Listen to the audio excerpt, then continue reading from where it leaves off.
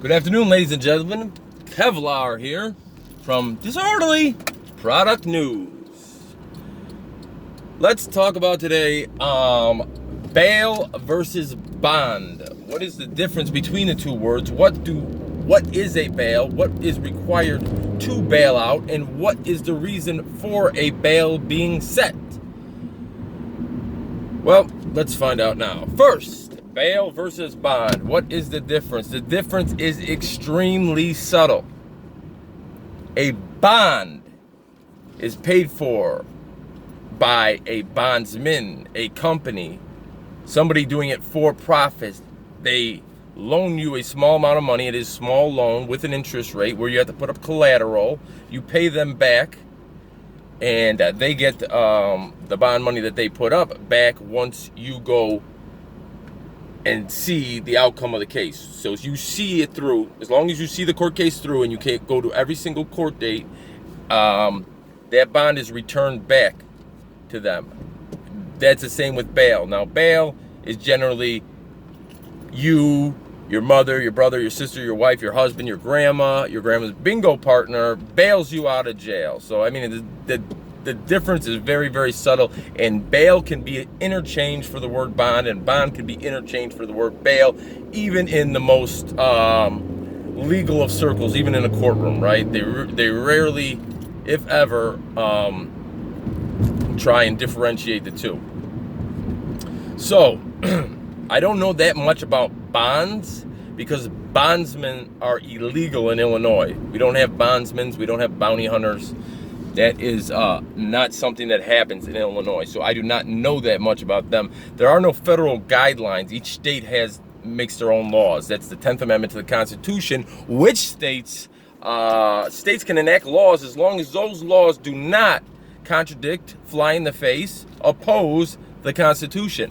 So each state has their own laws. There's no federal guidelines on setting bonds or bails. Each state has the different amounts, and it could be as much as, you committed a crime on this side of the imaginary line, you're getting 15 years. You did the same thing on the other side of the imaginary line, you're getting probation. Or in the case of Nevada, you're hooking on this side of the state line, you're getting arrested. You're hooking on that side of the state line, you're getting paid. Anyways, bail.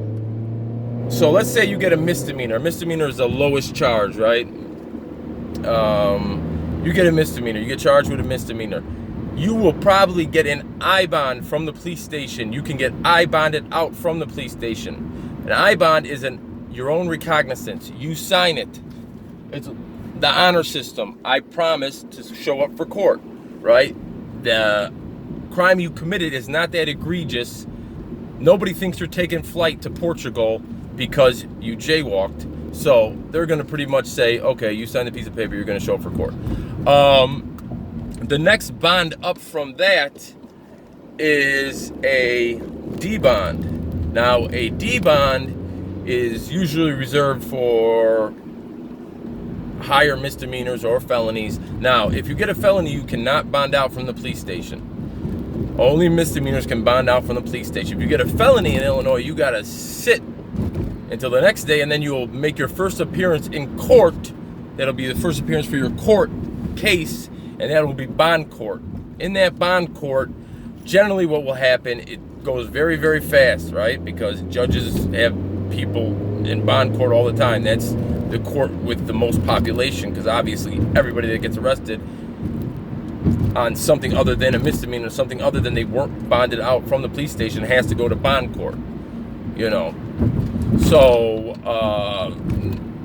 the state's attorney will kind of say, this is your background, you got arrested for this, that, he has no convictions, whatever. The state's going to try and make you look bad. There will be somebody representing you loosely. I mean, you might talk to them for 5 minutes before you go in there and tell them where you work at, what you do, why you are an asset to the community. Generally is what they're going to try and get across to the judge, but these people really don't care, and it is really wham bam thank you ma'am. So they might ask you one or two questions. If you don't know what they're trying to convey, then they might screw you over more than the state. So when they do say the rich, the justice system is for the rich, it really is. So they'll say, yeah, you worked at McDonald's for 5 years. You work at you work at the soup kitchen, hand out soup to the blind on the weekends. You volunteer there. They're going to try and put you in the best light possible. The judge may ask you questions about your worth. How much are you worth? Do you have any assets? Do you have a speedboat? Do you take trips to Europe? How much money do you have in your bank account? Stuff like that. He wants to know how much you are worth, because $10,000 to me is not the same as $10,000 to Donald Trump, Michael Jordan, right? So he's trying to find something that will fit the crime and will fit the amount of money you are worth. So a bail is used to be held in lieu of your person. If you can't make a bail, they're going to hold on to you, and you're going to be an inmate at the county jail until the court case is over. Once it's over, well, if you lose, you're going to prison. Well, you know, maybe they might give you probation. Either way, if you win, you go home. But either way, if you lose, if it gets thrown out, if you win, your bail always comes back to you minus 10%. The court keeps 10% for court costs. Now, the judge does have discretion, if you do lose the case, to take money. You can pay. He can use that to pay the city if the city is owed money. If he thinks you're victims, if there was a victim in your crime and he wants to pay them compensation, he can pay them out of your bail money, right? A lot of times, if you want to get an attorney knows that you posted a $5,000 bail, you could sign your bail money over to the attorney and he'll represent you and he'll collect your bail money at the end.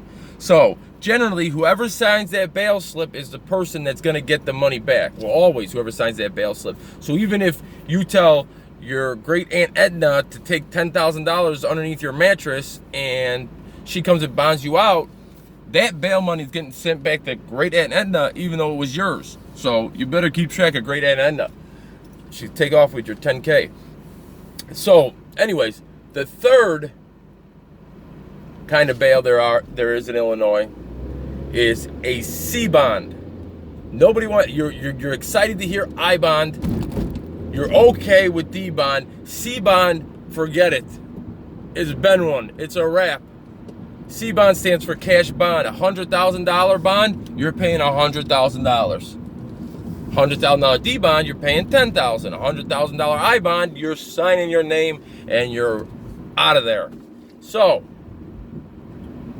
D bond is the most popular. I bond is very popular. C bond barely happens, and then obviously they can hold you with no bond because you are a flight risk. And sometimes they'll just give you some crazy bond that you can never make anyways. And when you make the bond, the judge is like, oh shit, I never thought he would make that bond. And then they revoke the bond, which is very, very rare cases, right? So bond is just to make sure you show up for the remainder of the court dates. Anyways, I went to court today. I don't know if you guys watched that, but I kind of feel like you should have a strong grasp of the English language to be a judge. Yes, she was an administrative judge, but she kind of didn't know what she was saying is in terms of like past tense, present tense. She asked me, I was in there for like 2 minutes, and she asked me if I showed any evidence to the court. I'm like, well, you know I didn't show any. I've been here 5 minutes. Did you see any? Like, literally, this is the first chance that this has even come up. And she took that as if I didn't have any. I'm like, no, I have it, but you're asking me if I showed it to you. No, I didn't show it to you. Do you remember seeing it within the past 30 seconds? But that doesn't mean I don't have it. I have it right here. I think it was just a language thing. And I told her to cheer up at the end, and she told me, she really got me back because she said she didn't have to cheer up. Well, you're right. You don't have to cheer up. Congratulations.